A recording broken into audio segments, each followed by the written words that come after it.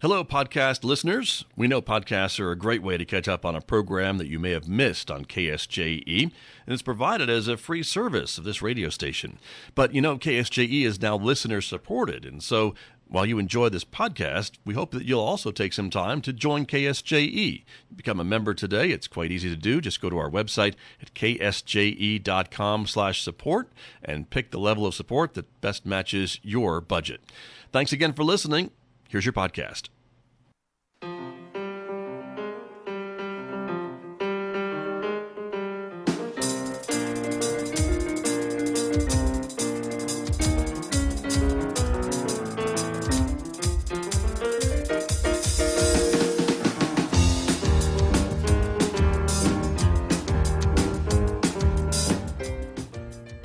10 minutes past 8 o'clock. It is Thursday morning, the 23rd day of January 2025. Good morning, everyone. I'm Scott Michlin, and thanks for tuning in to KSJE. 90.9 FM over the air right here in San Juan County, New Mexico.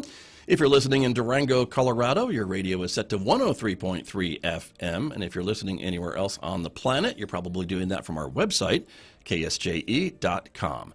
I also want to welcome our viewers this morning. The video of this program is streaming out live to the KSJE Facebook page and also to our YouTube channel. So welcome aboard, everyone. So glad that you're with me this morning. Coming up in the next few moments, my guest today from the San Juan County Partnership will be talking about all of the different programs and events that the partnership does in our community. Amanda Evans is my guest. She'll be here with us in just the next few moments here on KSJE today. Later on this hour, stay tuned because we'll be sharing information about this year's Night to Shine event put on by the Tim Tebow Foundation here in Farmington. Details about that coming up 8:50 a.m. this morning on KSJE. Don't forget, Mick Hess is going to take us roving with the arts, our weekday classical music program. And if you'd like to connect with us on X or Instagram, we are there as well. And if you're a podcast person, you can subscribe for free and download and listen to KSJE podcasts. They're available at places where you're already listening to podcasts. So check them out and discover a new program that you may have missed recently. Outside our studios here at San Juan College, it is currently all of 7 degrees at the moment. It is another cold morning here in the Four Corners. We're expecting sunshine today, but still pretty cold temperatures. Take a look. 30 degrees for a high in Farmington today. Another cold night tonight with a low near 9. Slowly warming up, though, with a high of 37 tomorrow, 48 by Saturday, 47 by Sunday, and Monday topping out at 51 degrees. Overnight lows, as you can see, warming up to almost 30 degrees by Saturday night, mid-20s elsewhere, and then maybe it's a chance of snow coming in next week on Tuesday and Wednesday, so we'll keep an eye on that. I'll be back with my guest with more right after this on KSJE. KSJE is supported by San Juan Regional Medical Center.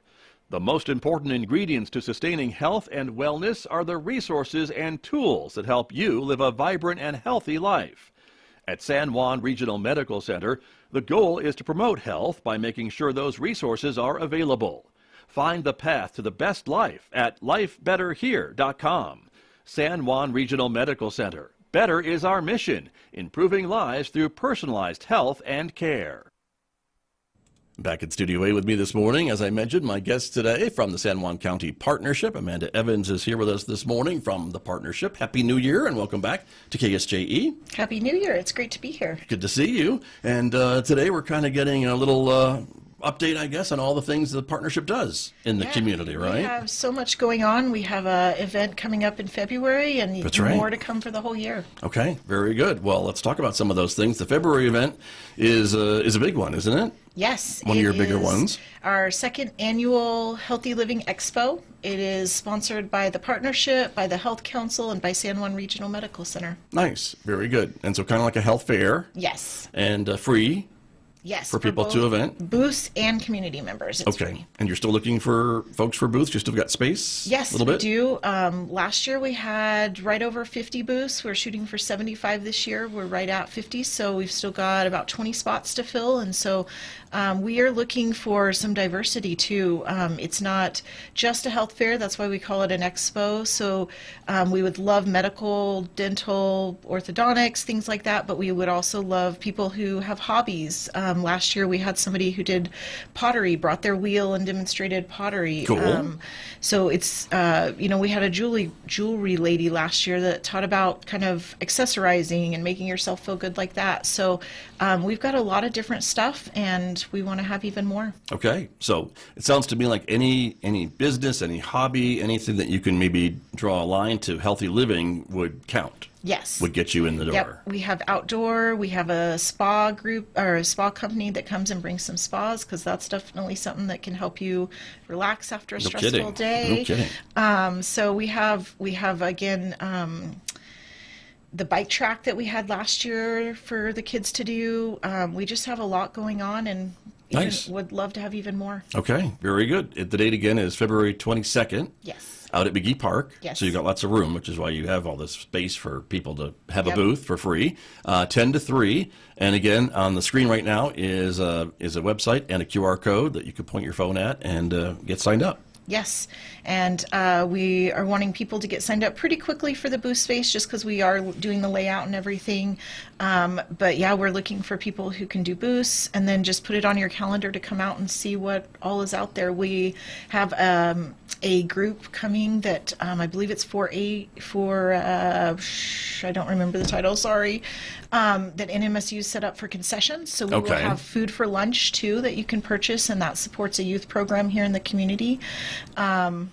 And so we're going to have just some fun time. Very good. Looking forward to it. And I think we can tell the audience that we'll be talking more about this event in a couple weeks. Yes, we will be. I will be back with my Rick Griffith. He is our chair for the Health Council. The Health Council, right? He is the one setting up concessions. That's why I sounded a little like. Well, he'll tell us what it's all yes, about. Yes. He is the expert on all of it. So Right. we'll be back with even more. And we'll Got have it. a list of the booths and things like that. Very soon. cool. Okay, sounds great. In the meantime, though, the partnership is busy with a bunch of other things, too. Right. With the demonstrations and the presentations that you all make throughout the county each and every year? Yes, so we work with a lot of different groups, youth groups, school groups. We have a wide variety of presentations that we can come do for different ages, and not everybody knows that. So we have like a list of just about any substance you are seeing an issue in our community. We have a presentation on. We have one on alcohol in youth. My coworker Julie does vaping in youth. Right. We have Narcan trainings for professionals, maybe, or community members. We hand out Narcan. We do stigma presentations around the stigma associated with maybe having a substance use disorder. So we have a wide variety of stuff that we offer the community that we can come out and do for your organization, for your group. If you work in the schools, we come out and do those for classes.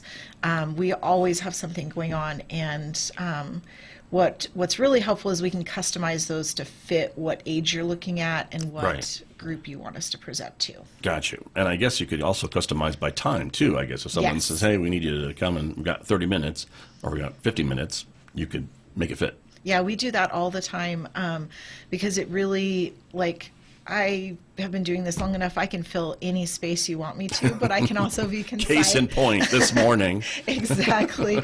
But I can also be concise and actually just get to the point too. So, yeah, we can fill most of our presentations. Kind of the minimum is 20 minutes because Yeah. we do have some tough topics sometimes, and so we always want to do them justice. Sure. But we can customize pretty much from about 20 minutes up to an hour, hour and a half if we need to. Nice. So I would say it sounds like to me like for service groups, school groups you mentioned, maybe some of the private school groups, things like that. If there's homeschool groups, maybe that you can get a bunch of folks together, that may be something. Is that Yeah, we all would love possibilities? to do that. In pretty much anything, parents, if you have a parenting group you want us to come talk to about maybe how to talk to your kids about those tough topics like tobacco or alcohol or vaping, especially, is one that we haven't really had a lot of conversations about yet. We've heard for years that tobacco is bad for you, but vaping is one that, comes and goes of whether it's bad or good. We don't have a lot of studies yet, but we do have some information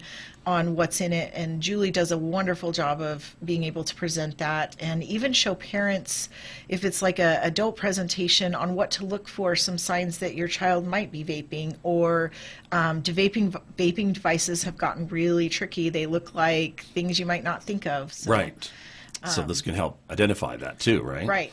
And that's really interesting. And I know that one thing too, and regular viewers and listeners of this program will realize that we always talk about the local data that the San Juan County Partnership Yes. uses in all of these presentations, which I think is really interesting, sobering, shocking. In some cases, it just, you never know what you're getting. But it is local data that you're able to compile and look at, and then share with the community about, like, how many kids are vaping, do we think, or how young age group kids are vaping, do we know? And we know that because you guys go out and do part of the legwork to get some of those responses back, right? Yeah, that's a huge part of what we do, and that's something we can come do, is just do a data presentation.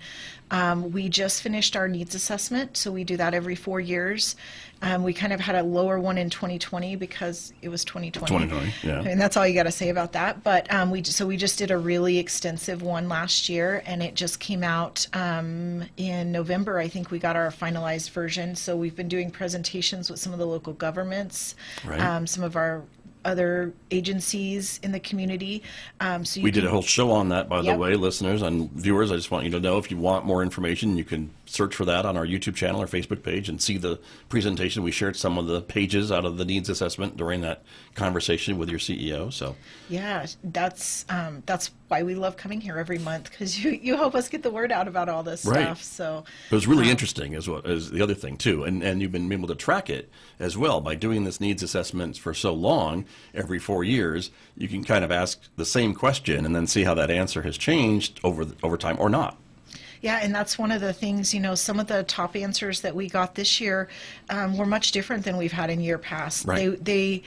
I won't say they were all different, because we have some of the same trends going through, but we definitely had some new stuff kind of float to the top, and some of that's because of the changing landscape of the community and the world in general since the last few years. And so we definitely saw a lot of kind of a little movement in different categories. And what I really loved about this one is we had a lot more kind of not community input, because we've always done that, but there's several sections that list out actual comments from community members and give some thoughts directly from the people who filled out the survey. And so that can be really helpful if you're an organization in the community that's looking for, like, well, what kind of programs should I do if I have funding? And this gives some options. Right. Very true. Speaking of funding, I want to talk a little bit about that too, because the San Juan County Partnership is funded primarily with grant monies, is it not? Yes. The case, right? Yep. And so you are busy, you and the staff of the San Juan County Partnership are busy putting these programs together, following the directives of these grants that you receive, and then also reporting back on your efforts and how you spent that money, how you use that money in the community. And usually the common thread is prevention. Yes, so I'm the director of prevention programming, so I work on like 8 different prevention grants, and then we have other staff that work, on 1 or 2 grants within our prevention. We do have another side of the partnership that's housing. They come sometimes and talk about their stuff. We have some other harm reduction programs, and prevention and harm reduction kind of go hand in hand, but can be slightly different. So yeah, most of the partnership really was started as a prevention organization in the 1990s. And so we still hold a lot of prevention grants, and that's really a focus. That's why we go out and do these presentations I was talking about, is really prevention is about talking to youth and adults before they start some of these bad behaviors, because we know the longer we can delay youth use, the less likely they are to have problems as adults. So, with alcohol use, we know the younger they start, if they start before about the age of 13, we know they're going to have a much harder time later in life. They're more likely to be have alcohol issues. And so we want to make sure, even delaying that a few years can make a huge difference. Right, very true. And so that's part of it. And I guess shout out to the school districts that do set aside class time to allow the partnership to come into the schools or put an assembly together for certain grade levels or things like that, right, to help you get that message out to these younger students in these early grades. Yeah, and the school districts have been wonderful. For years, they've worked with us, which is actually great because we used to do a ton of alcohol presentations in the schools, and we've actually seen a decrease in youth alcohol use through some of that data that we do.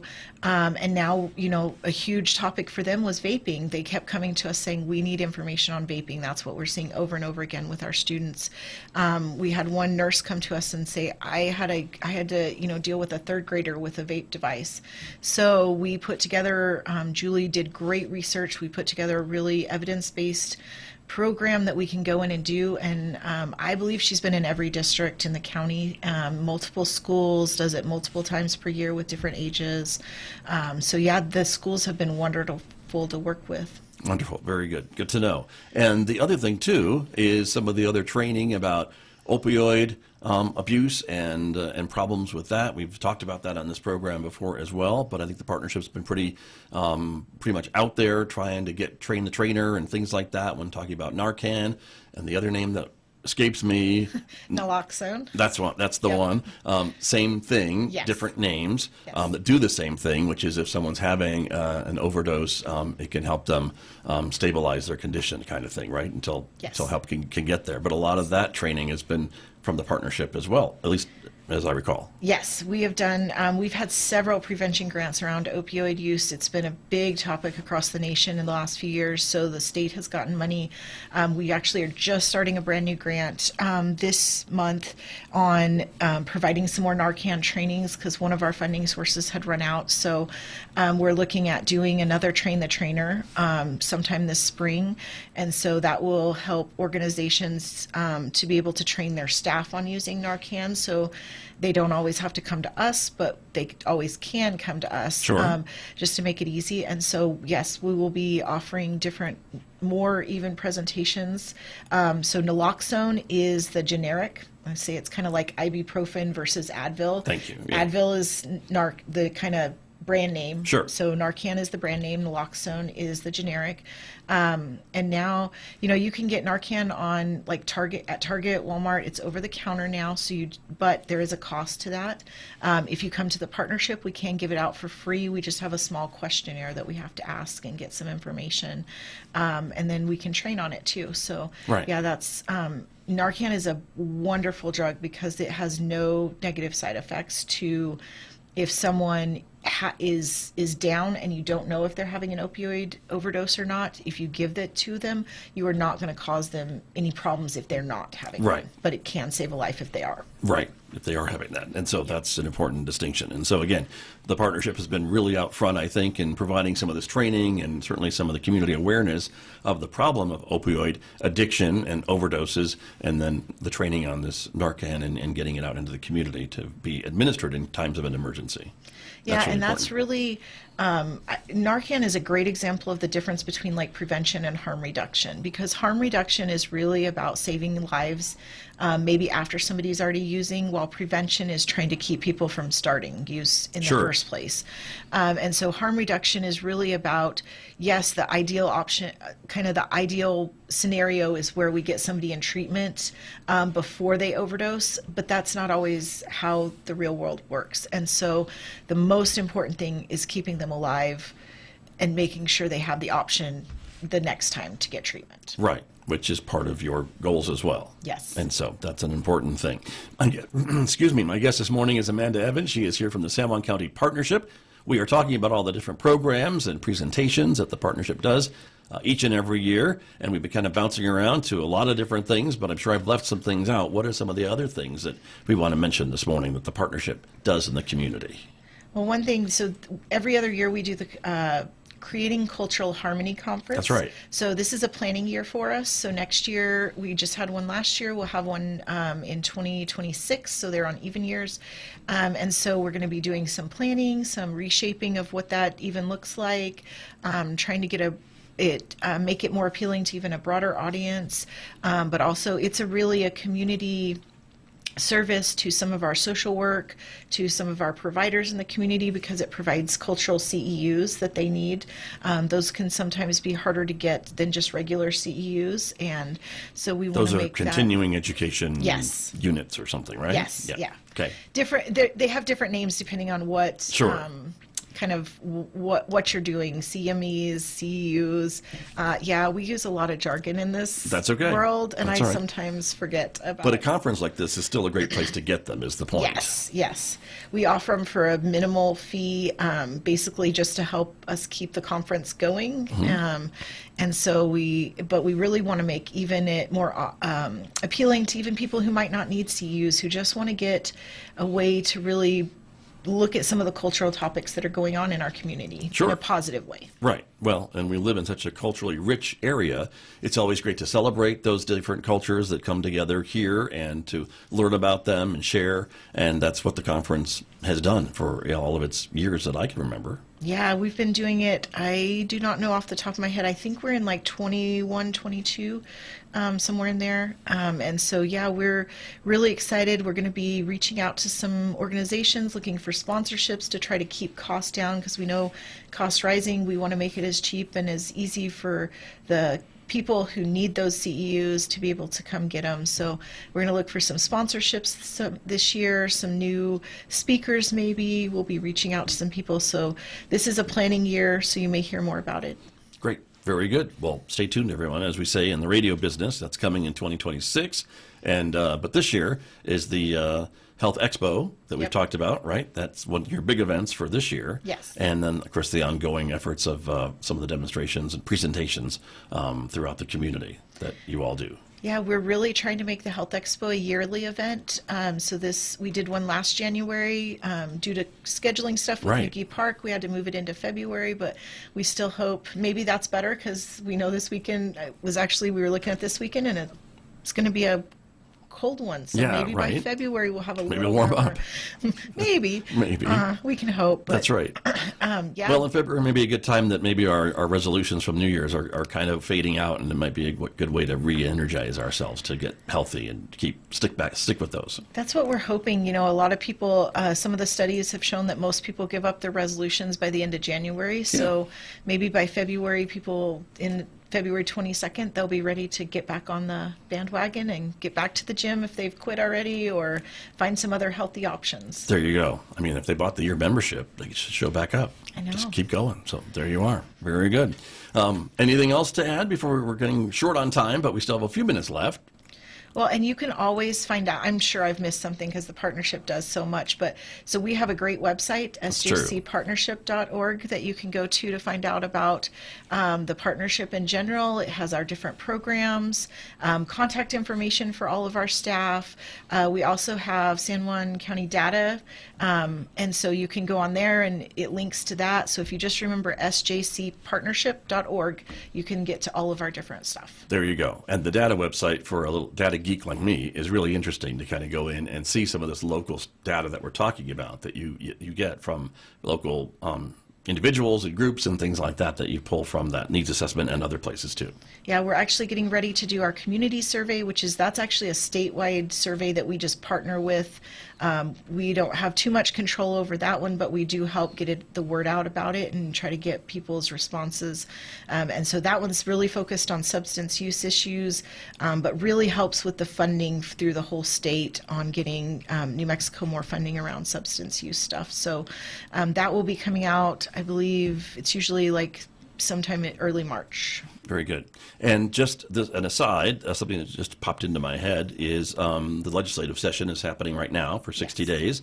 Are there any pieces of legislation that you are watching or the partnership is watching? I think to me, it seems that we've seen a bigger focus on mental health in the state and mental health services in the community, and it seems like the state is willing to maybe spend some money in that area. But is there anything more specific that the partnership is hearing about from Santa Fe, or maybe too soon to tell?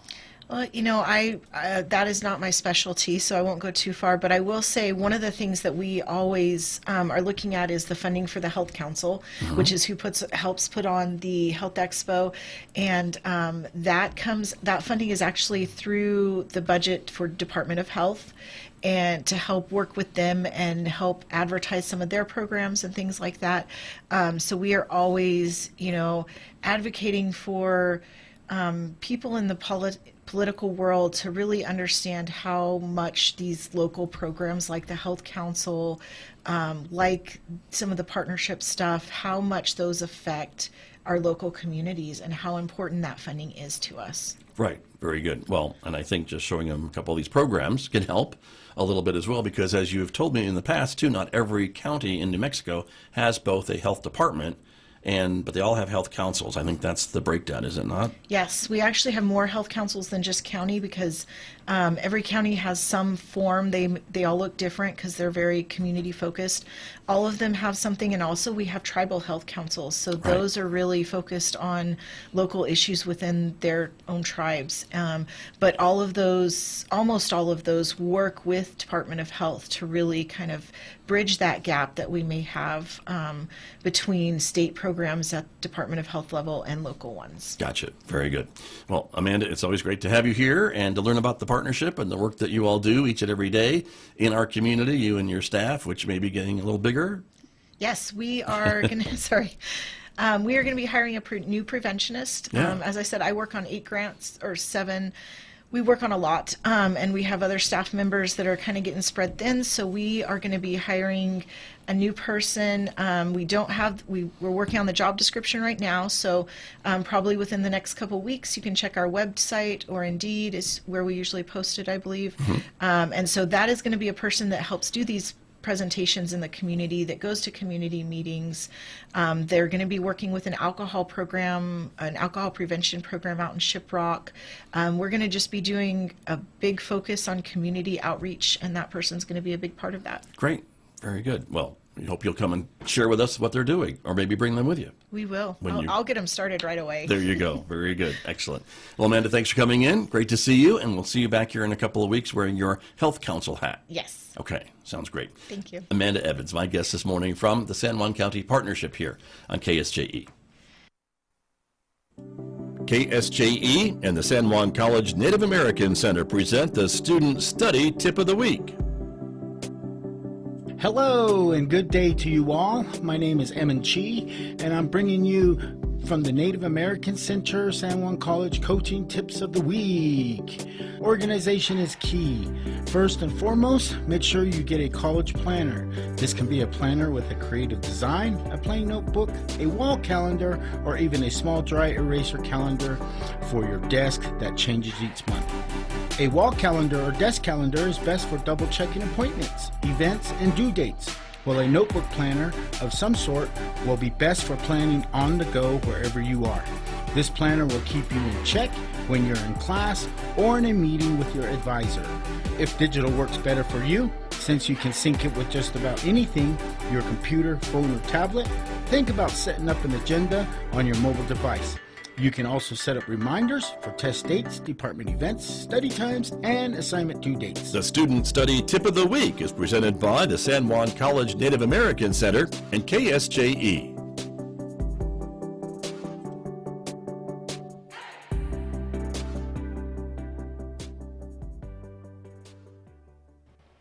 Did you enjoy that podcast? We hope that you did. And if you did, share it with your friends. And if you really want to keep podcasts like this coming, please support KSJE. You can do it easily online at ksje.com.